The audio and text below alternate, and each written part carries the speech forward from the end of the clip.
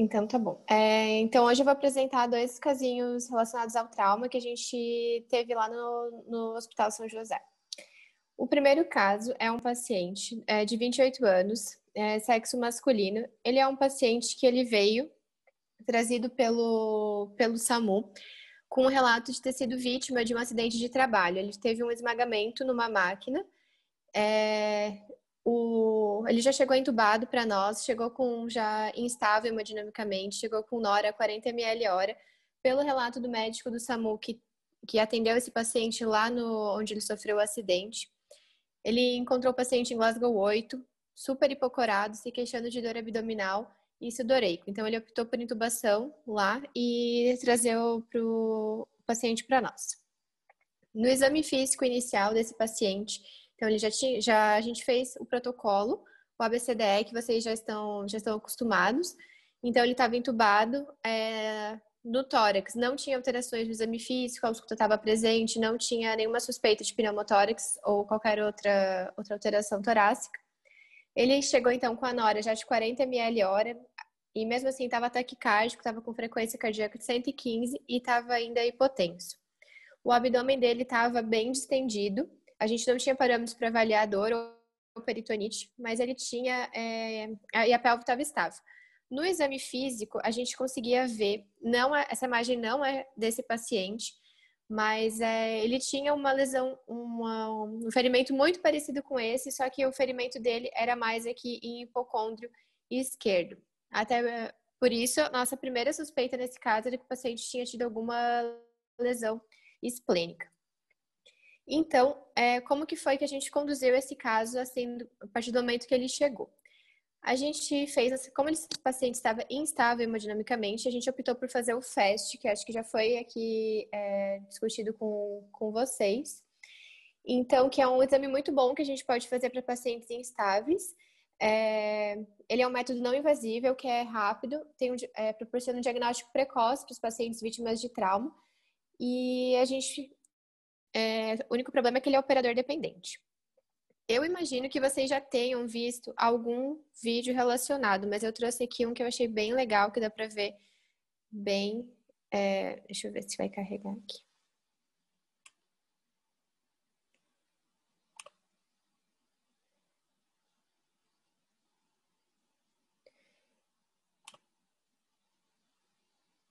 Então, só pra gente lembrar, a gente vê o FAST faz em 4 locais.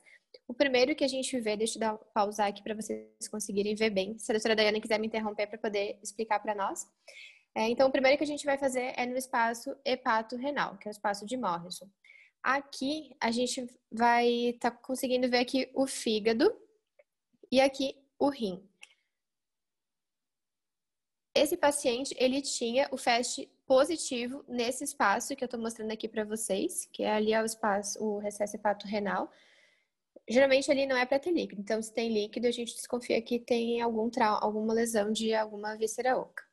O segundo ponto que a gente vai ver então ali é o espleno renal, que deixa eu ver a hora que ele mostrar aqui para vocês conseguirem ver bem certinho.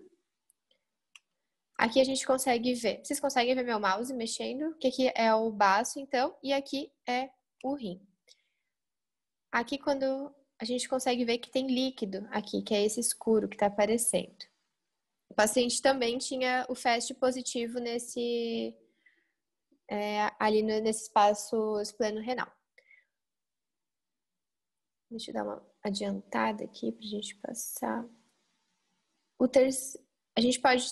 Um outro local para a gente avaliar é ali no pericárdio, que a gente consegue ver se tem líquido ou não. Esse paciente não tinha líquido, estava tranquilo. E o último espaço, deixa eu passar aqui para vocês, é ali no espaço paravesical. Deixa eu só ali pausar para a gente conseguir ver bem certinho. A gente pode fazer uns 2 dedinhos ali da sínfise púbica. Aqui a gente consegue ver a bexiga e ver que não tem líquido em volta. Do nosso paciente também não tinha líquido nenhum. Então, só para exemplificar para vocês. Então, esse paciente foi vítima eu coloquei aqui um esquema para a gente ver o manejo do trauma contuso de abdômen. Então, esse paciente, a gente sempre tem que ver se o paciente tem ou não um exame físico confiável. Como o nosso paciente estava entubado, a gente não conseguia confiar no exame físico para poder fechar o diagnóstico e indicar a conduta. Então, ele não tinha um exame confiável, então a gente tem que ver o status hemodinâmico desse paciente, se ele está instável ou estável. Para pacientes instáveis, a gente não pode fazer tomografia. Então, o que a nossa conduta foi? Fazer o FAST, que veio positivo, e com isso a gente acabou indicando a laparotomia para esse paciente.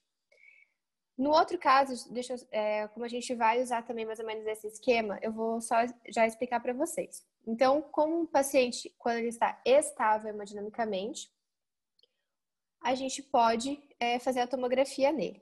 Aí a nossa conduta vai depender ou não, se tiver alguma lesão ou não de alguma víscera oca, para poder indicar ou não a cirurgia para esses pacientes. Então, a gente acabou, como tinha o FAST positivo, o paciente estava instável, o exame físico abdominal estava bem distendido, a gente optou por fazer a laparotomia. Essa aqui é uma imagem do intraoperatório desse paciente. Ele tinha um ferimento muito complexo. Quando a gente já abriu ali a barriga, a gente viu que ele tinha uma secção transversal e anterior dos músculos abdominais. Então, o reto abdominal estava partido, como se tivesse partido no meio, assim como o oblíquo interno. Ele praticamente foi partido no meio, esse paciente. Toda a musculatura estava totalmente aberta, ele tinha bastante sangramento ali dessa musculatura. E ele tinha também um hemoperitônio maciço, tinha um hematoma retroperitoneal em zona 1 que estava em expansão, depois eu vou explicar ali para vocês essas zonas. Ele tinha um arrancamento traumático da artéria e da veia mesentérica superior, e ele tinha um trauma de Delgado, todo o meso dele estava rompido. E esse meso rompido, a gente consegue ver aqui na imagem, acometia 3,20 metros de intestino delgado. Então, ele tinha tanto uma lesão de Delgado extremamente grave, quanto muito possivelmente uma lesão já de grandes vasos, e aorta e veia cava, e tinha também, então, arrancamento da veia mesentérica e da artéria também. Não era bem um arrancamento, era como se tivesse uma laceração transversal desses vasos, mas eles ainda não estavam totalmente rompidos. Só para a gente ter uma ideia aqui da gravidade do quadro desse paciente, só coloquei aqui para exemplificar o tanto que a artéria, não sei se vocês lembram da aula de anatomia, mas o quão importante a artéria mesentérica é para o tanto de órgãos que ela irriga. Ela vai irrigar desde o duodeno até o cólon transverso, assim como a veia emite ali seus ramos paralelos. Aqui só para a gente fazer uma breve revisão do hematoma retroperitoneal que esse paciente apresentava. Ele apresentava um hematoma de zona 1, que é o que vai compreender a aorta e a cava, que é nessa região mais medial. No trauma contuso, a gente sempre vai explorar, exceto se for retrohepático. Aí, só para a gente ter aqui uma ideia, o que é a zona 2? A zona 2 é a parte que compreende as regiões mais laterais, compreende ali o rim e a adrenal. Geralmente, no trauma contuso, a gente não vai explorar, exceto se ele estiver em expansão ou se o paciente não tiver outra justificativa para ter um choque. A zona 3 é da pelve. A gente também não aborda, exceto também se o hematoma estiver em expansão ou o paciente tiver algum choque não explicado. Traumas penetrantes, a gente geralmente vai abordar. Então, a gente fez... quais foram os passos que a gente fez nessa cirurgia? Para a gente conseguir acessar o retroperitônio, para poder acessar esses grandes vasos, a gente tem algumas manobras que a gente pode usar. Tem a manobra de Cattell, que aqui a gente consegue ver a gente jogando o cólon ascendente ali para a parte medial. A gente tem a manobra de Mattox, que a gente coloca ali solta o cólon descendente e o sigmoide coloca para uma porção mais medial para poder acessar o retroperitônio. E a gente também fez a manobra de Kocher, que é quando a gente também joga o duodeno para a parte mais medial para acessar os grandes vasos. Então, o que a gente fez para esse paciente? Como ele tinha estava com sangramento ali nesse mesentério, que é onde vai irrigar a parte ali do intestino delgado que estava rompido, a gente optou por fazer a enterectomia toda essa região que estava acometida. Esse paciente, depois dessa enterectomia, ele acabou ficando apenas com 50 centímetros de intestino delgado, que isso, no pós-operatório, causaria bastante complicação, porque o paciente faz uma síndrome de intestino curto e acaba levando a desnutrição e algumas outras complicações. Para a gente conseguir abordar esse paciente, quando a gente tem lesão de grandes vasos, uma estratégia é a gente fazer um controle distal e proximal desse vaso. Então, a gente fez um controle proximal da aorta, lá na emergência no arco aórtico, no hiato aórtico, e um controle abaixo dos vasos renais. E assim como a gente fez com a veia cava, a gente fez um controle, passou uma fita cardíaca na porção infrahepática e passou uma fita cardíaca na porção infrarrenal. Dessa forma, a gente conseguia ter, por exemplo, se precisasse rafiar o vaso, teria como ocluir temporariamente esse vaso para a gente conseguir fazer a rafia para parar o sangramento. Aí a gente, aqui também, junto nessa cirurgia, fez com o Dr. Murilo e junto com o cirurgião vascular, a gente tentou reconstruir a artéria mesentérica superior e a gente precisou fazer várias rafias na veia cava. Esse paciente, depois eu vou falar um pouquinho, que ele acabou evoluindo para aquela tríade mortal, que a gente encontra em traumas que são muito graves. A gente rafiava a veia cava dele e do lado onde a gente rafiava voltava a sangrar, do outro lado voltava a sangrar. E a gente tentou rafiar muito e não parava o sangramento de jeito nenhum. Aí o paciente estava muito instável, estava cada vez precisando de mais droga vasoativa para manter a PA dele.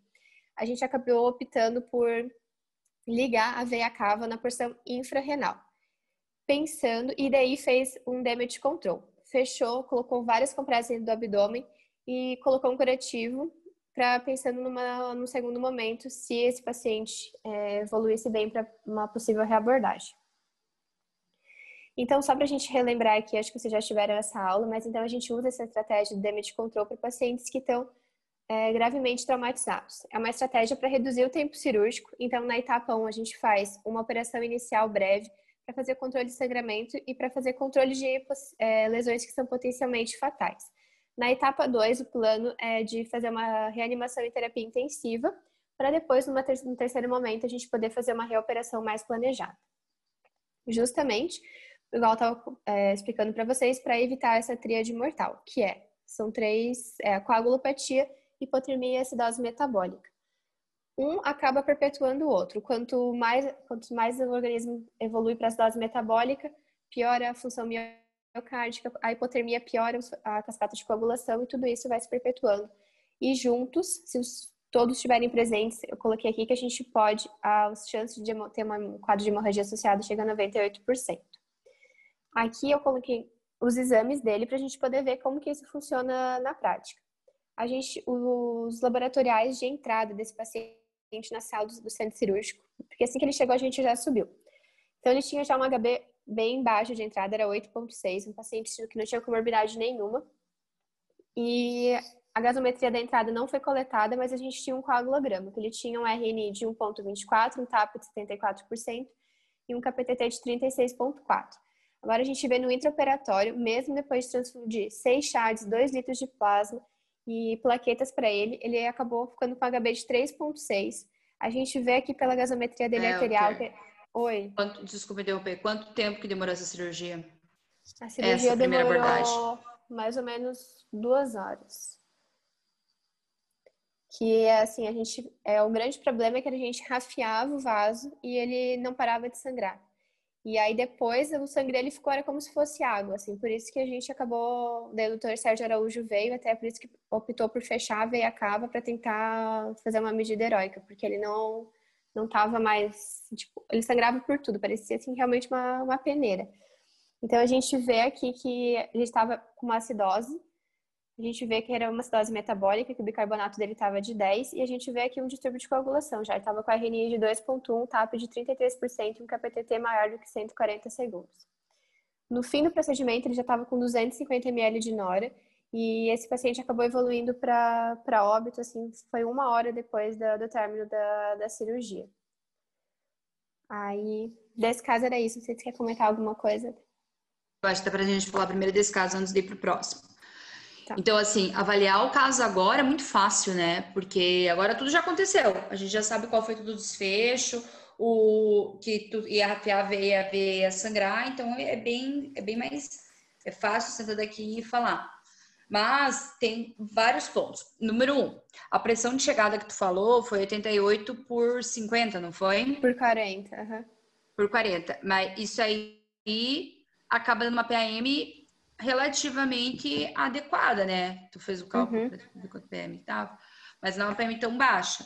Então, realmente, ele estava chocado, estava taquicárdico, estava hipotenso, estava com 40 de nora, mas não estava, não precisava subir muito mais a pressão dele por causa disso, até porque ele não tinha TCE, né? Foi um trauma isolado no abdômen. Foi. Sim. Então, essa parte da veia cava é uma coisa que está descrita na literatura, o Top Knife fala, e está descrita em livros de cirurgia de trauma, assim, que se tu pega uma lesão venosa importante, infrarrenal, tu pode ligar a cava. Tu liga a cava e vamos deixar as coisas acontecer. Claro, o paciente vai ter um monte de repercussão, vai fazer edema, síndrome como se fosse daquelas da trombose, faz um monte de complicação. Mas é uma coisa que dá para ser feito. Agora, ele tinha lesão arterial e venosa, né? A arterial tinha realmente que ser mexida e manipulada ali. Uma técnica que a gente já conversou, né, na liga aqui, foi de fazer aquele shunt que dá para fazer. Claro, é bem complicado, né, tu ter culhão lá na hora, botar um shunt, um shunt aqui na mesentérica superior e brilho show e pau para a obra, né? Bem difícil. O cara teve um mecanismo de trauma bem importante, né? Uma pergunta, vocês chegaram a ver pâncreas? Tinha uma lesão pancreática? Olha, acho que a gente não chegou a ver o pâncreas. Porque, assim, ele tinha muito sangramento. Então, ficou mais no controle vascular, assim mesmo. Uhum. E tu não tem informação de quanto que ele passou de soro no caminho? Não, mas era bem pouco, assim. Acho que era uns 1.000 só. E fez transamin e tudo mais, né? Mas Fez. esse cara, ele já entrou com prelúdios de discrasia, né? Não tem o fibrinogênio, mas com certeza o fibrinogênio dele estava bem baixo. E evoluiu para uma discrasia irreversível, né? Independente do que tenha sido feito no intraoperatório, não tinha como salvar esse cara. Era um trauma muito, muito grave. Vocês têm alguma pergunta por isso? Que eu não recebi nenhuma pergunta aqui no chat. Tá. Pode dar aí a próxima cara. E tanto que para esse paciente, a gente, no intraoperatório, a gente já viu que, por exemplo, a gente já tirou 3,20 metros de intestino dele. Então, a gente já assim, viu que mesmo se ele sobrevivesse, ele teria um prognóstico muito ruim depois. Péssimo.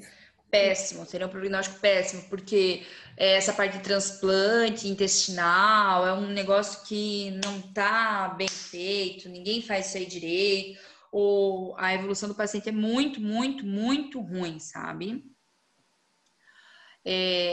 Tá, pode continuar. Então tá. O próximo caso é de um paciente que ainda é um trauma bem recente, um paciente que ainda tá internado. Então, é um paciente de 46 anos, também do sexo masculino, que ele chegou para nós agora no dia 28 de setembro. Ele foi trazido pelo SAMU protocolado, ele foi vítima de um trauma de alta energia cinética, que foi um trauma caminhão-caminhão, e o relato dele ter ficado encarcerado entre as ferragens. No transporte foi realizado 1.750 de volume e foi feito transamin também. Então, a gente também fez o ABCDE do trauma. Esse paciente chegou taquicárdico, mas ele estava normotenso, não precisou de droga vasoativa em nenhum momento. No exame físico, ele já tinha uma distensão abdominal na chegada e ele tinha um abdômen doloroso à palpação difusa, mas ele não tinha irritação peritoneal.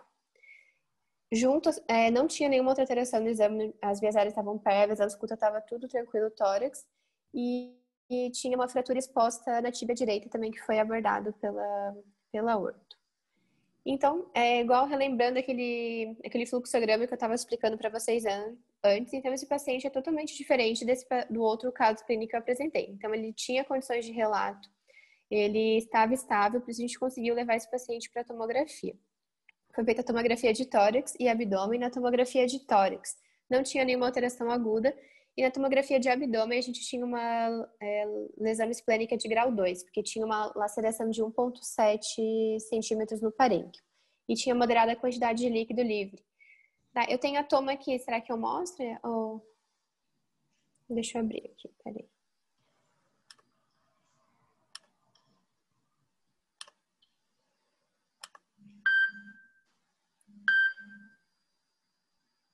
Essa tomografia aqui, deixa eu dar uma...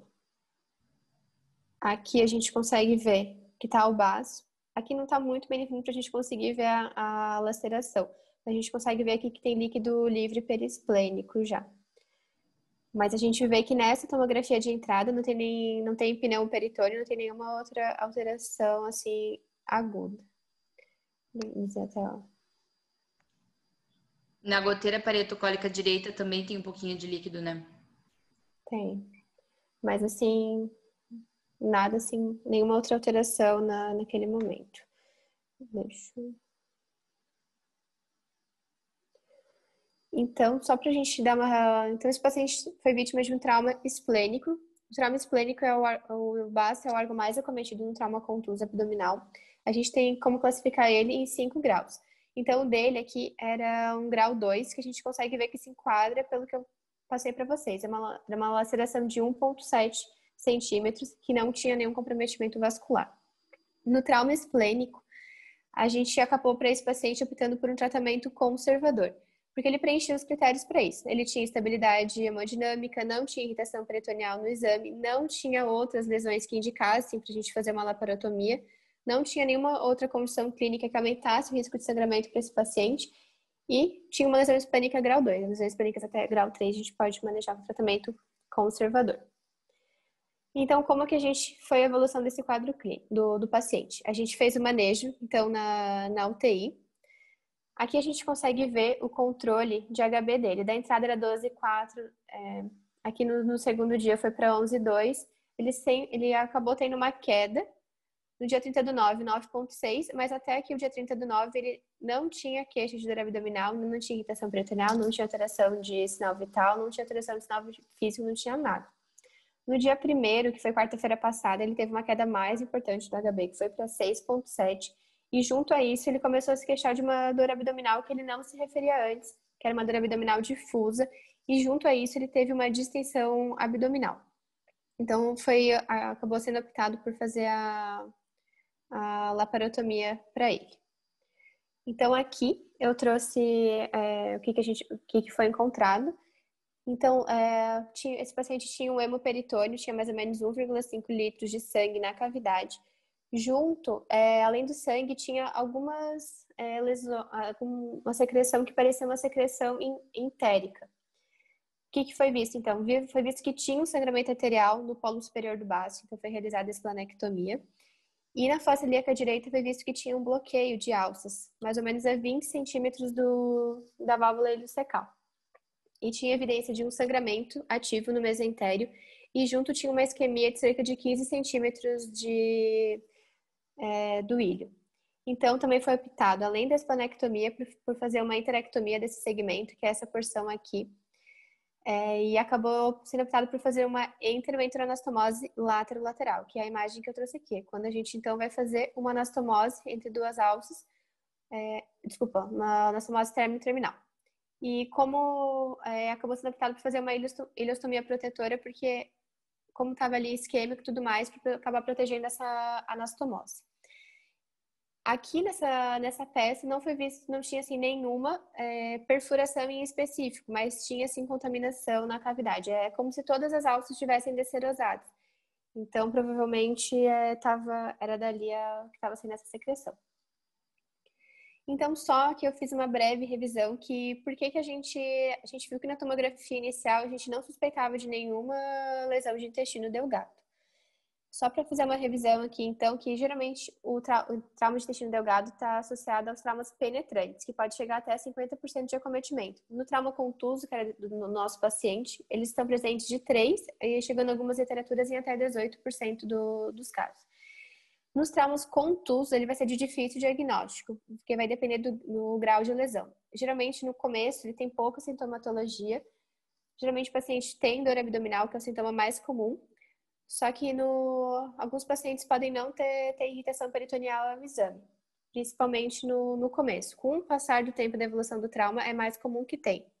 Mas a irritação peritoneal pode estar presente em 50% a 90% dos casos. Nesse caso específico, o paciente em nenhum momento apresentou irritação peritoneal. A única coisa que ele apresentou mesmo foi a distensão abdominal. E aí, ele então é um paciente que ainda está internado lá no nosso serviço, ele ainda está em leito de UTI, a última abordagem então foi na quinta-feira passada. Esse paciente evoluiu no pós-operatório com um ilho, ele não tinha ruído hidroaéreo, a ileostomia que a gente tinha feito não estava funcionante. Ele não conseguia aceitar bem a dieta via oral, porque sempre que liberava ele acabava piorando da distensão. Foi optado, então, por ele receber a NPT exclusiva, que é a nutrição parenteral, que é a nutrição que a gente faz pela veia. Durante todo o período, esse paciente teve sinais estáveis, não fez febre. Mas, de ontem para hoje, principalmente, ele começou a ter uma piora. E uma piora laboratorial e uma piora clínica. Ele está fazendo um quadro de delírio, está bem confuso.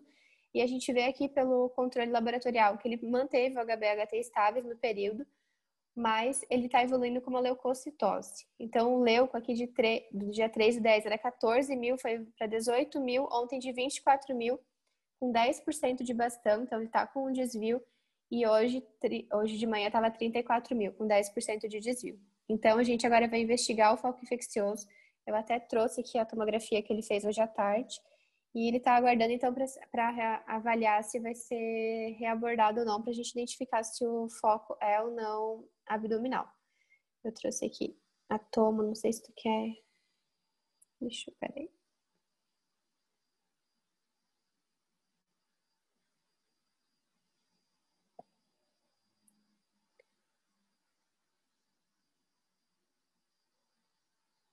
A gente consegue ver que tem um pouco de coleção aqui na loja esplênica. Aqui tem uma distensão de alças intestinais.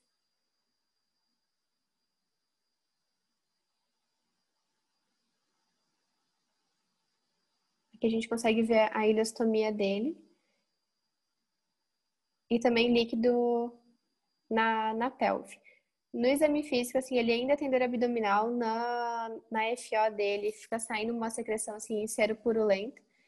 Mas, assim, não parece ser outros focos, não parece ser pulmonar, ele tá com fixador externo que não parece que tá com infecção no local. Então, ele tá aguardando para avaliar se vai ser reabordado ou não. E aí, era isso. Quer falar, Darwin? É muito bom a tua aula, é muito bom os teus slides. Então, assim, na questão desse caso, esse caso é diferente do outro paciente, ele chegou mais estável e teve uma tentativa de tratamento conservador. Tratamento conservador, tu tem que ficar em cima do paciente, tu tem que ter um exame físico confiável. E no caso desse paciente, caiu 3 pontos de HB, né? Alguma coisa não estava certa. E a indicação de abrir a cavidade, fazer a malaprotomia exploradora, eu acho que foi bem adequada. A lesão de Delgado, que é uma coisa que assusta, porque a gente não estava imaginando que ia ter lesão, achava que era só o baço ali, é uma coisa que chama bastante atenção. Tem que sempre lembrar nessa questão, que às vezes faz a crematomia e esse paciente não tinha sido reabordado a primeira vez, mas às vezes ele podia ter sido reabordado, se ele tivesse sido reabordado e não tivesse achado nada demais, às vezes faz aqueles hematomas, aquelas contusões, no Delgado, e isso acaba perfurando no segundo tempo. A anastomose que eles fizeram foi terminal, né? Boquinha com boquinha. E vocês entendem por que eles fizeram uma ileostomia de proteção? Essa anastomose, essa aí, ele chegou a funcionar? A ilha chegou, ela tá funcionante agora. Tá funcionando? Uhum. Tá. Mas se vocês pararem para pensar, ele ficou... Quantos dias que ele ficou internado mesmo? Uns 4 até operar? Oi, peraí, né? Que eu...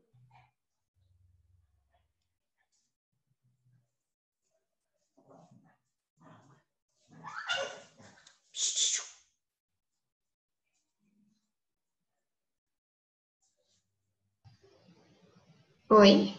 Oi. Quantos dias ele ficou internado até operar? Foi 4 dias, né? Foi, ele chegou no dia 28 e operou dia 1º. Então ele ficou todos esses dias ali, provavelmente com o delgado perfurado e bloqueado, e isso acaba fazendo uma contaminação ali intraabdominal bem importante, né? Provavelmente está infectado isso aí, tem que lavar essa barriga. Tá cheio de líquido ali, né? Uhum. E coloca lá nos seus slides, aquele que aparece as coisinhas, por favor. Esse aqui? Tá. E esse ilho pós-operatório é uma coisa que pode acontecer. O que é o ilho pós-operatório? É igual, essa barriga ficou 4 dias, né? 3, 4 dias ali, cheia de secreção entérica intraabdominal. bloqueada ali, então ele acaba fazendo uma reação e o intestino dá uma travada, uma parada de funcionar. Isso é uma coisa bem esperada. Agora, essa leucocitose é importante, provavelmente ele deve ter feito alguma coleção intraabdominal, é a coisa mais comum. E pode ter feito uma fístula também, apesar da ileostomia. A ileostomia, isso é uma coisa que tem que ficar bem clara na cabeça de vocês. Quando a gente faz uma ostomia protetora, e em geral essa ostomia protetora, em geral não, ostomia protetora é uma coisa em alça, isso não, a ostomia protetora, ela não elimina a chance de tu ter uma fístula na tua anastomose, entende?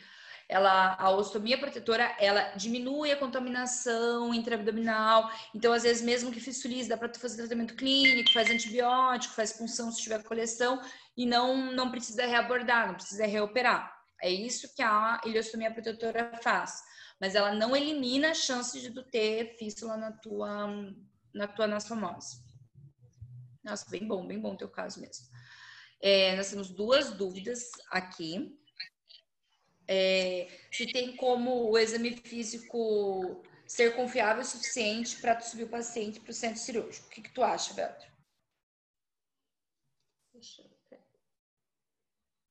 Ai, meu Deus. Eu acho que sim. Se a gente pega um paciente que ele tá totalmente lúcido e a gente no exame físico vê que ele tem um abdômen super doloroso, distendido, ou um abdômen tábuco com irritação peritoneal, daria para indicar a cirurgia. Sim.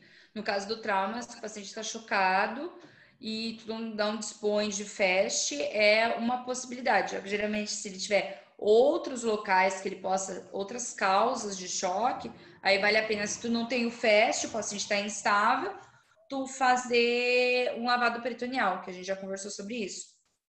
Outra coisa que perguntaram aqui foi, o HB continuou caindo, se podia ter feito outro tomo para fazer um diagnóstico precoce e tudo mais.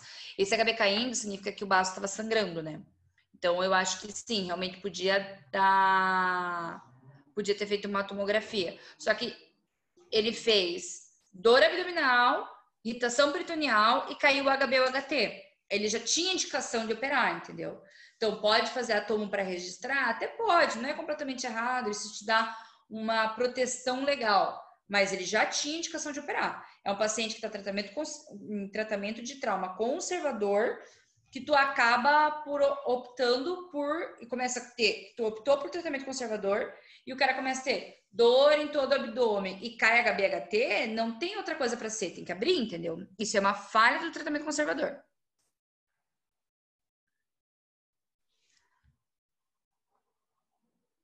E a parte da anastomose ali, não tem muito como a gente ver se o paciente teve uma fístula só pela tomografia. A gente avalia muito mais a curva do exame laboratorial do paciente e o estado clínico do paciente em geral do que exame de imagem. Porque assim, o que a gente procura no exame de imagem? A gente procura ar e líquido. Por exemplo, nessa tomo que ele fez hoje, tem um pouco de ar ali em cima. Um pouquinho de ar. Mas a gente vai procurar ar e líquido. E quando a gente opera o paciente tem ar e tem líquido.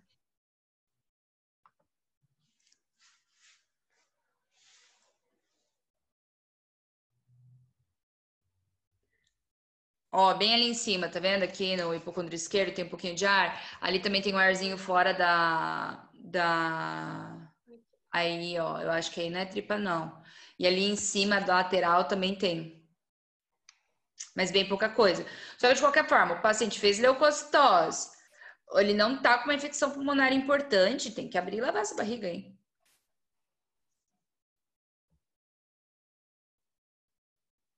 Acho que a indicação de lavar é bem boa.